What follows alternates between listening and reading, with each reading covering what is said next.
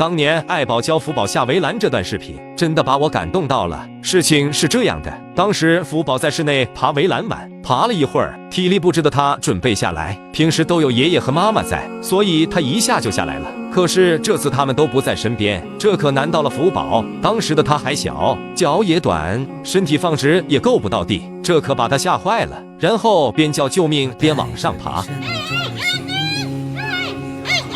听到呼救声的爱宝立马就跑了过来，果然天底下最伟大的就是母爱，并且母爱不分种类。看到福宝吓坏了，爱宝双手展开，保护孩子的同时又安慰他。看到福宝情绪稳定后，爱宝用手扶着他，还鼓励他自己下来，毕竟这是孩子的一门必修课，要让孩子自己克服。就这样，在妈妈的鼓励和保护下，福宝又继续尝试，而爱宝也很耐心地扶着他。期间福宝还是有点害怕，爱宝则是一遍又一遍的在一旁鼓励。最终福宝因为害怕还是不敢下来，爱宝就咬着他的身体慢慢往下拽。就这样，在爱宝的保护下，福宝最终安全落地，真是可怜天下父母心呀。福宝怕爷爷从树上摔下来，在地上扶着爷爷的脚，并耐心指挥他下来。事情是这样的，5分钟前，福宝在树上卡住了，然后大喊救命。听到女儿呼救后，爱宝立马朝着福宝走去。此时的福宝越卡越多，身体完全受到了限制。爱宝丝毫没有犹豫，就朝着树上爬去救女儿。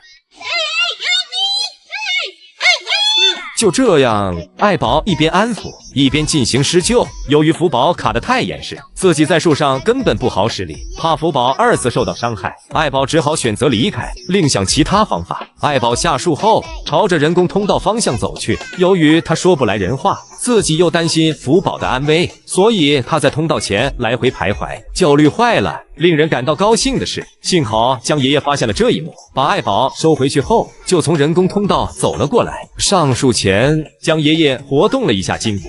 对于一个老头来说，爬树救猫可不是一件容易的事。简单运动后，江爷爷一个兔子跳就成功上树了，然后爬到福宝的上面。我知道了，江爷爷这是想用提的方式将福宝给提出来。哎呀妈呀，怎么和我想的不一样呢？他先将福宝慢慢提起，然后慢慢往下放。江爷爷聪明呀，他知道福宝重，所以选择这种方式救福宝。我们把镜头拉远看一下。就这样，在爷爷的一番操作下，福宝成功下树了。下树后的福宝怕爷爷从树上摔倒，都没时间让自己缓一缓，就来帮助爷爷下树。他一边指挥一边扶着爷爷的脚，这一幕真的要把我感动哭了。尤其这里，爷爷脚够不到地，他抱着爷爷的脚，让他踩自己身上。最后在福宝的帮助下，爷爷安全下树。爷爷和福宝真是天下第一好，很可惜，他们现在却分开了。这我见过胆子最大的大熊猫，把刺猬抓来，用它来按摩。它的名字叫做雅吉。这天游客一进来，就发现他手里抓了一只刺猬。哦，你看，我看这个刺猬呗。此时刺猬还是活的，但面对未知危险时，它已经把身体卷缩了起来，用带刺的外壳保护着自己。而大熊猫刚好皮糙肉厚，即使刺猬带刺也伤不到雅吉分毫。然后雅吉一把抓起它，用它来给自己按摩。我为什么说雅吉胆子大呢？当年女汉子飞云院子也出现过一只刺猬，它可是一拳可以打爆门锁，把金虎按在地上摩擦的飞云呢。他看到刺猬时，只敢小心翼翼的试探，最后还被刺猬给吓跑了。而雅吉就不一样了，不仅拿它按摩，还将其抱在怀中肆意玩耍，期间还尝试着用嘴咬。好在雅吉并不是真正的要吃它，只是逗它玩耍，否则的话刺猬性命难保，雅吉说不定也会因刺猬的外壳而受到伤害。用嘴咬了一番后，发现它还是一动不动，雅吉觉得索然无味，便躺在地上睡觉了。突然他发现身上有点痒痒，然后又拿起刺猬捞痒痒。这雅吉胆子真的很大。后面随着饲养员的到来，成功从雅吉手中救下了刺猬。虽然期间雅吉对他又咬又玩，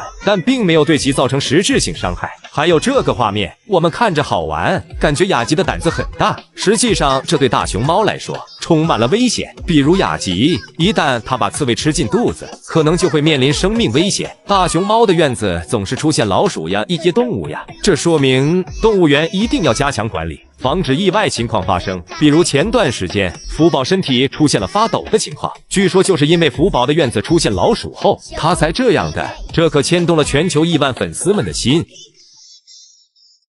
萌兰小时候有多可怜，就因为找干妈要奶水喝，便被干妈一把扔进了沟里。事情是这样的，那会的萌兰被干妈柯林带着。这天，萌兰由于没吃饱，就找干妈要奶水喝。那会的柯林奶水又少，再加上又要带柯大柯小，还有萌兰经孕。作为战五渣的萌兰，每次都是等其他小熊喝完了再去喝奶。干妈奶少，所以每次萌兰去喝的时候都没奶了。最后实在没有办法，柯林只好逃离。看样子萌兰是真的饿坏了，对着干妈穷追不舍。慢慢的，干妈柯林被萌兰整得不耐烦了。刚开始还是小心翼翼的将她推进沟里，萌兰爬上来后又朝着干妈追去，然后又被干妈推进了沟里。这时的萌兰真的好可怜，要是基地多关心点她就好了。而柯林也没有办法，本来自己奶水就少，再加上又要带这么多小熊，他每天也是痛苦，然后慢慢饿得又神烦自己。最后一下，他彻底爆发了，叼起萌兰，一把就扔进了沟里。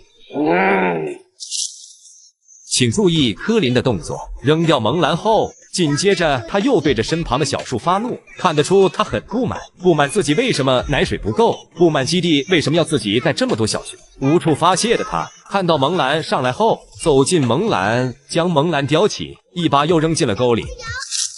想必此刻柯林心中也是痛苦的，这一幕也是他不想要的。